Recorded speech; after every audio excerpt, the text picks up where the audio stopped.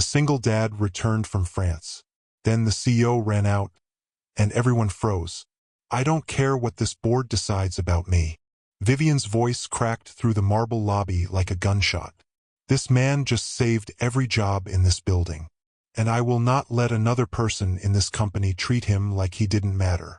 The room went completely still. Coffee cups froze halfway to lips. A receptionist's fingers hovered over her keyboard, forgetting how to move. Because 30 seconds earlier, Marcus Doyle had walked through the revolving doors carrying nothing but a worn suitcase and a single sealed folder, and the CEO of a billion-dollar company had abandoned her own removal hearing just to run to him. 1 month ago, they called him a charity case, a single father who didn't belong in a building full of extraordinary wealth. Today, he was about to prove that the people they overlook are sometimes the only ones worth waiting for. Marcus Doyle vanished from Calloway Sinclair Holdings for an entire month, leaving behind nothing but whispered mockery that he was just a single father the CEO had taken pity on. The board declared he had fled the moment the crisis hit hardest. Preston Calloway Reyes was already preparing to seize control and erase every trace of his influence. But on that particular morning, when Marcus walked back through the front entrance carrying a worn suitcase and wearing exhaustion across his face, the entire lobby fell into stunned silence. Vivienne Calloway Sinclair, the coldest CEO on Wall Street, abandoned a boardroom vote mid-session, ran downstairs, and screamed the truth in front of everyone. If you enjoy dramatic, satisfying twists full of emotion and justice, hit that subscribe button so you never miss the next story. The headquarters of Calloway Sinclair Holdings occupied a glass tower on the edge of the harbor, its reflection stretching across the water in long silver lines that made the building look like something carved out of ambition itself. Inside those walls, the atmosphere had shifted over the past 30 days, because the man who once sat closest to the CEO's inner circle had not been seen or mentioned in any official capacity since the first week of the previous month. Marcus Doyle's desk on the 38th floor remained untouched. His badge was still active but unused. The only explanation anyone received was a vague internal memo stating he had been reassigned to a confidential engagement at the CEO's discretion. That explanation satisfied almost no one, especially because Marcus did not look like the kind of man a global company would send overseas for anything critical, and the rumors filling the vacuum of his absence grew uglier by the day. He had no family fortune, no name on a hospital wing, no tailored suits from European designers. His presence in the company had always looked, to those who judged worth by appearance, like a charitable gesture instead of a strategic decision. The whispers moved through the elevator banks and the break rooms with the efficiency of a virus. The single dad from the suburbs had finally been exposed. The CEO was too proud to admit she had wasted resources on sentiment. Preston Calloway Reyes fed those whispers with surgical precision. He never said anything accusatory where minutes were recorded, but he always found the right hallway, the right lunch table, the right after-hours gathering to plant another seed of doubt. "No reports in 3 weeks," he said to a cluster of junior analysts near the coffee station one morning, shaking his head slowly like a man burdened by disappointment he never wanted. "You know what that tells me? A man doesn't go silent when things are going well. He goes silent when there's nothing to report." One of the analysts, a young woman named Priya, frowned. "Maybe it's just confidential." Preston smiled the way men do when they already know they've won an argument.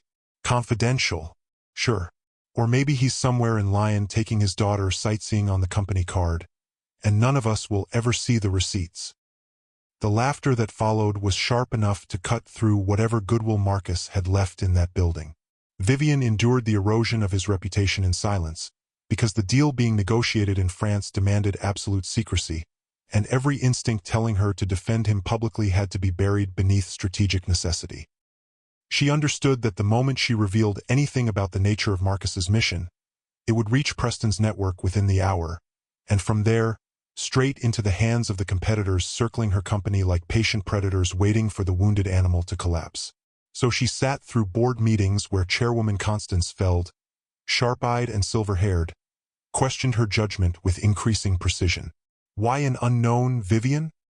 Constance asked during one such meeting, folding her hands on the table like she was closing a case rather than opening a question.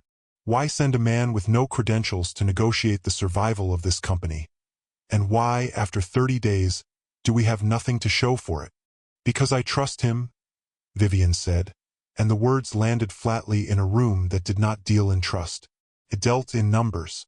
Trust doesn't refinance $2 billion of debt, Constance said. On the final Friday before Marcus's return, Constance delivered the ultimatum everyone in the executive suite had been anticipating. If Marcus Doyle does not return with a signed agreement before Monday's restructuring deadline, she said, looking directly at Vivienne, the board will initiate a vote of no confidence. Your tenure ends. Not with a resignation, with a removal.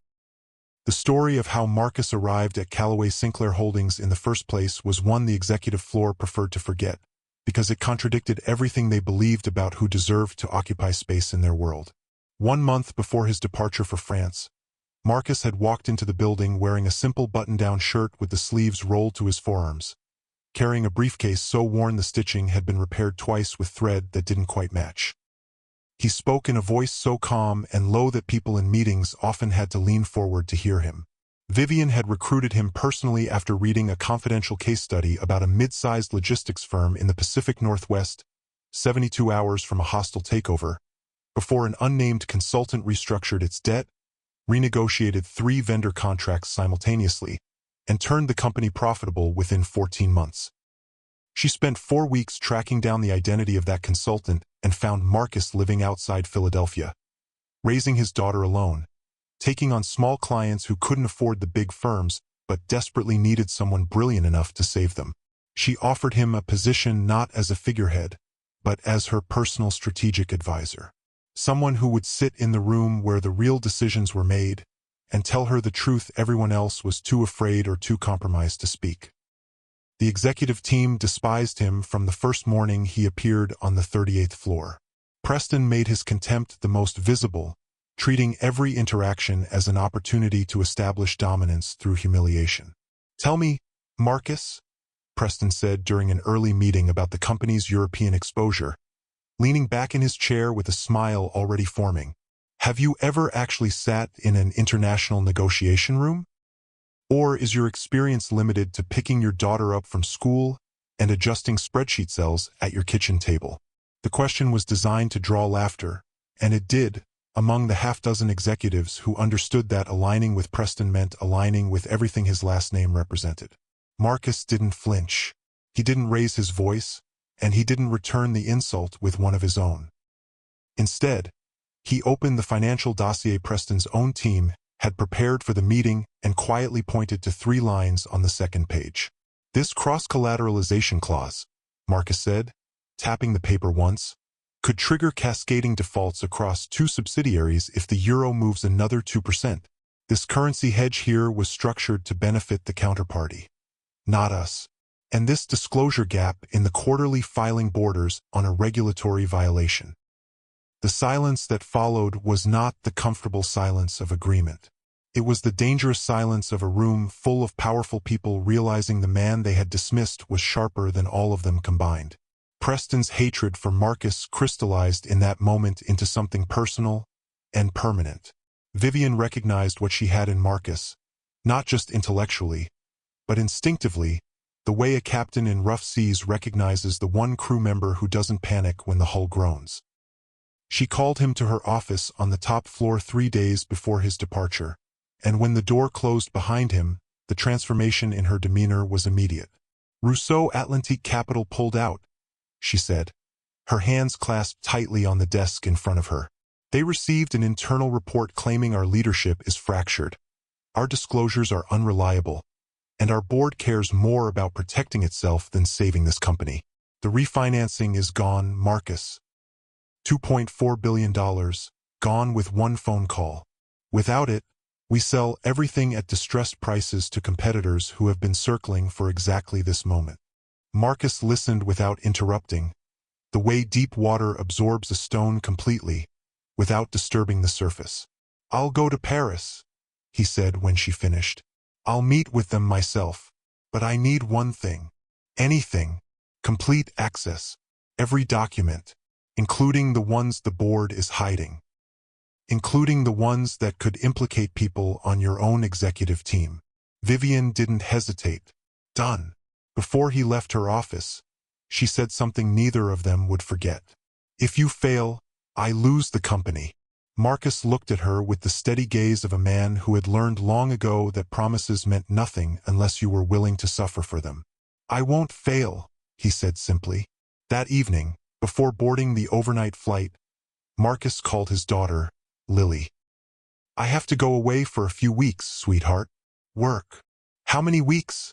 She asked, and he could hear the television on low in the background, could picture her curled up on the couch with her homework spread across her lap. I don't know yet, but I promise you, I'm coming home. You always say that, and I always mean it, he said. Every time. There was a pause on the line, and then she said, in the small, matter-of-fact voice that only children have, Okay, I believe you. The brevity of that call contained more truth about who Marcus was than any resume ever could. While Marcus navigated French financial diplomacy 3,000 miles away, Preston conducted his own campaign with the ruthless efficiency of a man who understood that power in a building like this wasn't seized through dramatic confrontation. It was accumulated through the slow poisoning of trust. He began each week by noting, in executive briefings, that no formal communication had been received from Marcus, framing the silence not as confidentiality, but as confirmation of failure. He suggested to Constance Feld, over private dinners at her club, that Vivienne had developed an emotional attachment to Marcus that was clouding her professional judgment. She's not thinking like a CEO anymore, Preston told her one evening, swirling the wine in his glass. She's thinking like someone who feels sorry for a man raising a kid on his own. That's not strategy, Constance. That's sentiment. And sentiment doesn't save companies. Constance listened with the measured attention of a woman who had survived 4 decades in finance by never committing to a position until the outcome was already determined. She didn't explicitly endorse Preston's plan. But she didn't reject it either, and in the language of boardroom power, that silence was its own form of permission.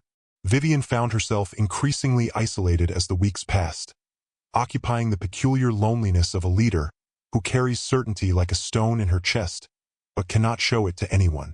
She sat through dinners with investors who wanted assurances she couldn't provide. She endured board meetings where Preston's allies asked pointed questions about the Paris engagement, each one landing like a small, deliberate cut. Only her assistant, a young woman named Renata, saw behind the carefully maintained facade. Renata was the one who brought coffee to the office at 2 in the morning and found Vivienne sitting in the dark with her phone on the desk, the screen occasionally lighting up with messages that were never from the one person she was waiting to hear from. You should sleep, Renata said one night, setting the cup down gently.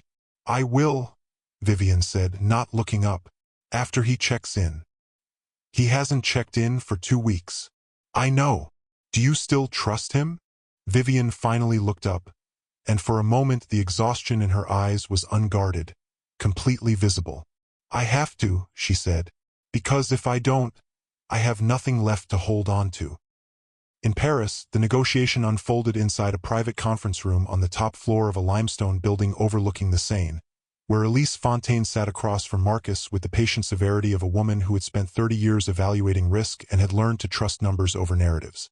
You should know within the first 10 minutes, Elise said, sliding a folder across the table without opening it, that your company represents an unacceptable level of exposure for my fund. Your cross-border debt is tangled beyond easy resolution. Your disclosures contain gaps that suggest either incompetence or deception. And the internal dynamics of your leadership suggest any capital we invest would be consumed by factional warfare rather than actual recovery. She folded her hands. Give me one reason to continue this conversation. Marcus set his worn briefcase on the polished table and unclasped the buckles with the deliberate calm of a man who had nothing left to hide. You're right, he said, about every single thing you just listed. And honestly, it's worse than your analysts estimated. Elise raised an eyebrow, the first flicker of genuine surprise crossing her face. Our executive team is fractured, Marcus continued, laying out documents one by one. Certain members of our finance division have structured deals that benefit themselves at the company's expense. And there is a board member actively working to undermine our CEO's authority so he can position himself for a takeover. Why? Elise asked slowly. Would you risk your own reputation exposing the rot inside a company you're supposed to be saving? Marcus looked at her steadily. Because I'm not here to save a wealthy dynasty or protect the ego of a man who measures his worth by his last name. I'm here because thousands of employees across this company will lose their jobs, their healthcare, their stability, if it gets sold off to competitors who strip it for parts. Those people deserve someone willing to tell the truth, even when it's ugly. Elise didn't respond immediately, but the quality of her silence changed, shifting from skepticism into something closer to respect, and Marcus understood that the negotiation hadn't ended. It had finally, genuinely begun. Back in New York, Preston saw Marcus's continued absence as an open door, and he walked through it with the confidence of a man who believed his birthright entitled him to everything within reach. He organized a departmental meeting while Vivienne was occupied with investor calls, and stood before 24 senior staff to deliver what amounted to a political speech disguised as operational planning. We cannot keep placing the survival of this company in the hands of an outsider, he said, his voice carrying easily across the room. A suburban single father who confused being handed an opportunity with actually deserving one. A man who thinks he's some kind of hero because one sympathetic CEO mistook pity for potential. The words traveled through the building within the hour, reaching every floor, every department. By the end of the day, the prevailing narrative was that Marcus Doyle had been given a chance far above his station, and had predictably failed. Preston followed the speech with a formal memorandum recommending Marcus's advisory privileges be permanently revoked, and that all restructuring files be transferred to his own team, a move that would effectively give him control over the company's financial future and reduce Vivienne to a figurehead. When Vivienne discovered the memorandum sitting on her desk, she didn't respond with the fury Preston expected. She looked at Renata and said only 5 words. Wait until Marcus comes back. Preston, when informed of her response, smiled the smile of a man who believes he has already won. He won't dare show his face again, he said. After a failure this spectacular, the final night in Paris arrived with the weight of everything that had led to it. Marcus sat across from Elise Fontaine for what both of them understood would be the last meeting before a decision was made. The negotiation had progressed through 2 weeks of intensive review, and Elise had moved from skepticism to cautious engagement to something approaching genuine partnership. The terms were nearly finalized when Elise's legal team received an anonymous package of documents alleging that Marcus had fabricated portions of the financial data, that his credentials were manufactured, and that his presence in Paris was part of an elaborate scheme to defraud Rousseau Atlantique Capital. The accusation arrived at precisely the moment designed to cause maximum damage. Late enough that trust had been built, early enough that it could still be destroyed. Elise slid the printed pages across the table, her expression unreadable. Explain this to me. Marcus didn't panic. He didn't raise his voice. He looked at the documents for a long moment, then looked back up at her. I can't explain them, he said, because I didn't create them, but I can prove that. How? Trace the metadata, Marcus said. Cross-reference it with the server access logs Vivienne authorized me to carry. If someone fabricated this, it will show exactly where it came from. Elise studied him for a long moment, then nodded once to her technology team standing near the door. Do it, she said. Tonight. 3 hours later, the technology team returned with printed results, and the room went quiet as the lead analyst read them aloud. The documents were uploaded from an internal account linked to the financial division of Calloway Sinclair Holdings, he said. The access permissions trace through 2 proxy layers, but the authorization code at the root belongs to Preston Calloway Reyes. Elise looked at Marcus for a long moment, and something in her expression shifted, moving beyond respect into something closer to admiration, because she understood now that this man was not merely fighting to save a company. He was doing it while being actively sabotaged by people within that same company who should have been his allies. He tried to burn the deal down from 3,000 miles away, Elise said quietly. He's been trying to burn me down since the day I walked in, Marcus said. This was just his most expensive attempt. Elise picked up her pen, and for the first time all night, she smiled. Then let's make sure it was his last one. Marcus presented his final proposal with the calm precision that had defined every interaction Elise had witnessed over the past 2 weeks. Rousseau Atlantique Capital would provide the $2.4 billion refinancing package, contingent on the immediate replacement of the compromised financial leadership, the appointment of an independent auditing committee, and the retention of Vivienne Calloway Sinclair as CEO under a transparent governance framework that would prevent any single individual from wielding unchecked authority again. Elise reviewed the terms with the meticulous attention of a woman who had built her reputation on never committing capital to anything she didn't fully understand. She stepped into an adjacent office to consult briefly with her senior partners, and when she returned, she picked up her pen without another word and signed. The sound of that signature on paper was quieter than a whisper, but louder than anything Preston Calloway Reyes had ever said in a boardroom. Marcus stood by the window of the conference room at midnight, looking out over the city of lights spread beneath him, feeling the particular exhaustion that comes not from physical labor, but from carrying the weight of other people's futures on your shoulders for weeks without rest. He didn't call Vivienne to deliver the news electronically, because he knew a signed document sent through digital channels could be intercepted, altered, or undermined by Preston's network before it ever reached her hands. He would carry the original back to New York himself. Some things were too important to trust to anything but personal delivery. He pulled out his phone one last time before boarding the overnight flight and called home. "Daddy." Lily's voice was thick with sleep. "Hey, sweetheart. I'm coming home. Tomorrow." "Tomorrow," he said. "I promise." "You always keep your promises," she mumbled, already drifting back to sleep.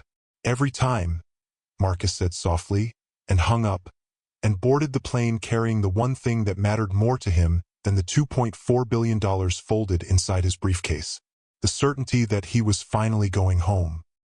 Monday morning arrived in Manhattan with the gray light of early autumn filtering through the glass walls of the executive conference room, where the board of directors had assembled for what Constance Feld had formally designated a leadership review session, but what everyone present understood to be the trial of Vivienne Calloway Sinclair.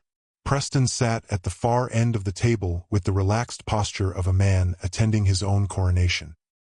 His restructuring proposal was printed and bound in leather folders placed before each board member. His consulting contacts were on standby, awaiting the call that would officially begin the dismantling of the company under new management. "Vivienne," Constance said, opening the proceedings without ceremony, "present evidence that the Paris engagement has produced a viable outcome." The silence that followed was the silence of a courtroom waiting for a verdict everyone assumed had already been decided. Vivienne stood at the head of the table, her shoulders straight, her expression composed. But Renata, watching from the doorway, could see the faint tremor in her hands, the shadows beneath her eyes that no amount of concealer could fully hide. She had still not received official confirmation that the agreement had been signed, and every hour of silence had added another layer of doubt to the fortress of conviction she had built around her decision to trust him. "I don't have the document in front of me," Vivienne said carefully. "Then we have nothing to review," Preston said, not bothering to hide the satisfaction in his voice. Constance nodded slowly. "If no verifiable result is presented within 60 minutes, the board will proceed to a formal vote on your removal." Preston's smile widened by exactly the fraction he had calculated would convey confidence without appearing premature. 38 floors below, in the marble and glass lobby, the revolving door turned, and Marcus Doyle stepped through it, carrying the same worn suitcase he had taken to Paris, wearing a coat wrinkled from an overnight transatlantic flight, holding a sealed document folder that contained a signature worth $2.4 billion. He didn't announce himself. He didn't stop at the reception desk. His shoes left faint marks on the freshly polished marble, and the sound of his suitcase wheels rolling across the floor was the only noise in a space that had been filled with conversation just seconds before. The lobby staff recognized him immediately, and every conversation that had been flowing normally a moment before ceased. as though someone had pressed a mute button on the entire ground floor. The security guard who once joked about his outdated briefcase straightened in his chair. A junior analyst who had laughed at Preston's joke about sightseeing along the Seine suddenly found the pattern of the marble floor intensely interesting. Renata saw him first through the glass partition separating the lobby from the elevator bank, and her voice carried up through the phone line to the 61st floor with the clarity of someone delivering news they had been waiting a month to speak. "Mr. Doyle is back," she said.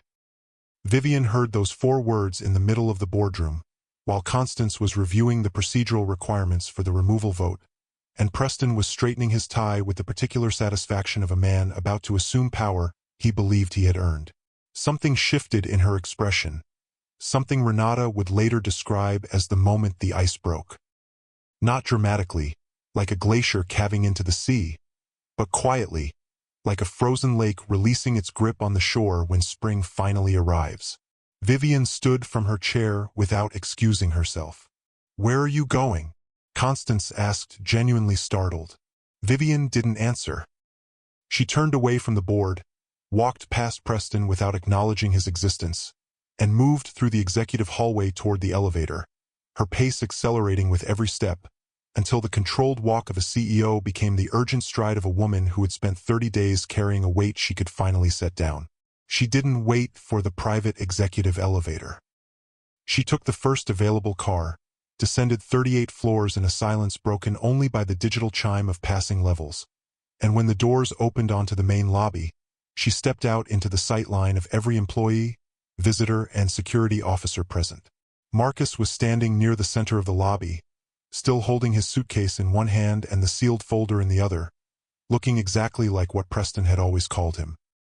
An ordinary man in an ordinary coat who had no business being in a building full of extraordinary wealth.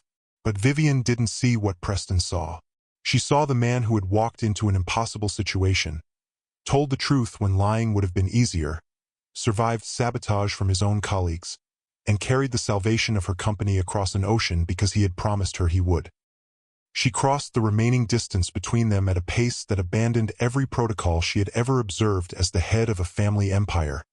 And when she reached him, her voice broke through the lobby like a gunshot. "I don't care what this board decides about me," she said, loud enough for every frozen face in that lobby to hear. "This man just saved every job in this building, and I will not let another person in this company treat him like he didn't matter." The lobby watched in absolute stillness. Executives who had come downstairs for coffee stood frozen with cups halfway to their lips. The receptionist's fingers hovered motionless above her keyboard. Even the building itself seemed to pause, as though the heating system and the elevator mechanisms had all conspired to give this moment the silence it deserved. Preston emerged from the executive elevator 17 seconds later, having followed Vivienne down with the intention of publicly questioning her abandonment of the boardroom, and the scene he encountered stopped him as effectively as a physical wall. "Vivienne, this is completely inappropriate," Preston started, abandoning a formal board proceeding to "Paris signed," Marcus said quietly, cutting through Preston's sentence without raising his voice. "And I know exactly who tried to make sure it wouldn't." Preston's mouth opened, then closed. Vivienne stepped back from Marcus, held the folder against her chest, and turned to look at Preston with an expression that contained no anger, no triumph, only the calm certainty of a woman who now held every card in a game her opponent believed was already over. "Upstairs," she said. "Now." The boardroom on the 61st floor had never been quieter than it was in the minutes following Marcus's entrance. He stood at the head of the table where Vivienne had stood alone an hour earlier, and presented the fully executed agreement with Rousseau Atlantique Capital. The $2.4 billion refinancing package was confirmed in language so precise and binding that even the board's legal counsel, a woman famous for finding contractual escape hatches in documents written by sovereign nations, acknowledged that the terms were airtight. "This is a team effort," Preston said quickly, his voice carrying the hollow quality of a man reading lines from a script that no longer matched the scene being performed. Marcus's role was executional. The strategy came from me sitting alone in a room in Paris telling the truth while your team tried to sabotage the deal. Marcus said, opening the appendix section without raising his voice, because the facts required no dramatic delivery. The forensic analysis from Rousseau Atlantique's technology team traced the fabricated documents used to nearly kill this deal back to a server account in your division. The authorization code belongs to you, Preston. Constance's head turned sharply. Explain that. Delegation, Preston stammered. Subordinates acting without authorization. It's impossible to monitor every single. There's also this, Marcus said, sliding a final page across the table. A formal letter from the fund. They agreed to the refinancing specifically because of the transparency I offered them. Their primary condition for proceeding is the removal of every individual involved in the attempted sabotage. Vivienne stood, her voice steady now, carrying the full authority of a woman whose position had just been saved by the very man the board had tried to discard. Preston Calloway Reyes is suspended, effective immediately. I'm authorizing an independent investigation into his division. Revoke all financial system access associated with his team before he leaves this building. The moment landed with the force of a door slamming shut on everything Preston had built, and the board members who had quietly supported his campaign now studied their agendas with the intense focus of people hoping to become invisible. Marcus looked at Preston across the table. You didn't lose because I was smarter than you, Marcus said. You lost because you made the mistake of believing decent people are easy to disregard. That kindness is a weakness to exploit instead of a strength to respect. Preston said nothing. For the first time in a career built on having the last word, he understood that no combination of syllables could undo what his own ambition had constructed, and his own arrogance had destroyed. That afternoon, Vivienne assembled the full staff in the atrium, a space normally reserved for investor presentations and holiday receptions, and delivered an address that departed so completely from her usual corporate communication style that several longtime employees later said it was the first time they had heard her speak as a human being rather than a title. For the past month, she said, standing beside Marcus, many people in this room mocked this man behind closed doors, questioned his competence in conversations you assumed would never reach me, weaponized his life as a single father to diminish everything he had accomplished. She paused, letting the words settle. And the man you treated as unworthy of his position did what this entire board, with all its wealth and its connections and its generational privilege, could not do. Several employees in the audience lowered their eyes, recognizing their own participation in the whispers and jokes that had followed Marcus's name through the hallways for weeks. We're forming an internal culture committee, Vivienne continued, tasked with eliminating the practice of evaluating people by their family background, their appearance, or their circumstances outside their professional performance.